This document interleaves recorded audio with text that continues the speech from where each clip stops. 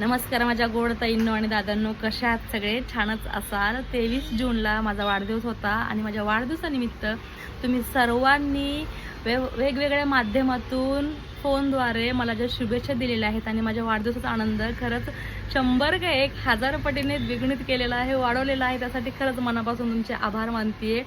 आणि जसं जमेल तसं तुम्ही मला विश केलेलं आहे, मग ते कोणत्याही माध्यमातून असो.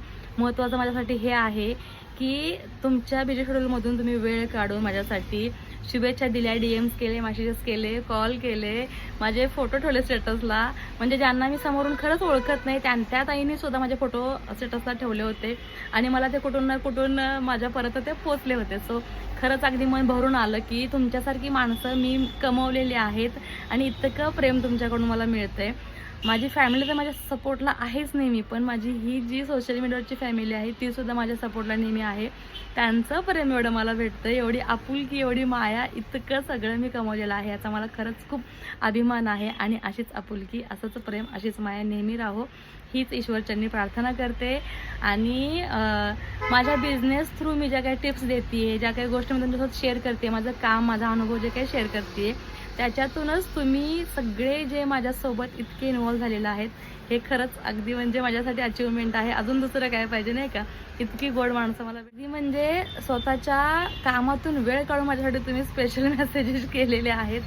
So thank you so much. आणि हो, बड्डे होता 23 तारखेला, आज आहे 25 तारीख. 24 तारखेला हा व्हिडिओ येणं होतं, पण एक दिवस लेट झालेला आहे कारण दुसऱ्या दिवशी लगेचच मैत्रिणीची एका वास्तुशांती होती आणि बड्डेच्या दिवशी फुल डे मी शॉपमध्ये बिझी होते. संध्याकाळी आमच्या कारभारीने मला सरप्राईज दिलं. बाहेर थोडंसं सिम्पल आणि सोबर स्वीट असा बड्डे आमचा सेलिब्रेट झाला. बाहेर आम्ही थोडंसं जाऊन जेवण करून आलो आणि खरंच छान वाटलं. तो दिवस खूप बिझी गेला.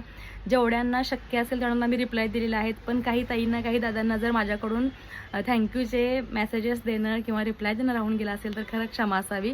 कारण कधी कधी कामातून राहून जातं आणि ते नंतर लक्षात येत नाही. पुढं आपला वेळ चालू असतो, आपलं जे टाईम क्लॉक जे आहे ना ते फिरत असतं. सो पुढची कामं उरवता किंवा आता कालचा माझा वेळ पूर्ण बाहेर गेला. मैत्रिणीसाठी तो कालचा दिवस होता कारण तिने अगदी हक्कानं सांगितलं होतं की आज तुला यावं लागणार आहे, मला प्रत्येक गोष्टीला तुझी गरज लागणार आहे.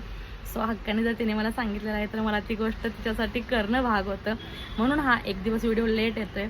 तर खरंच सांगते, तुमच्या सगळ्यांच्या शुभेच्छांमुळे माझा अगदी आनंद खूप पटीने मोजला जाऊ शकत नाही, इतका मोठा झाला होता.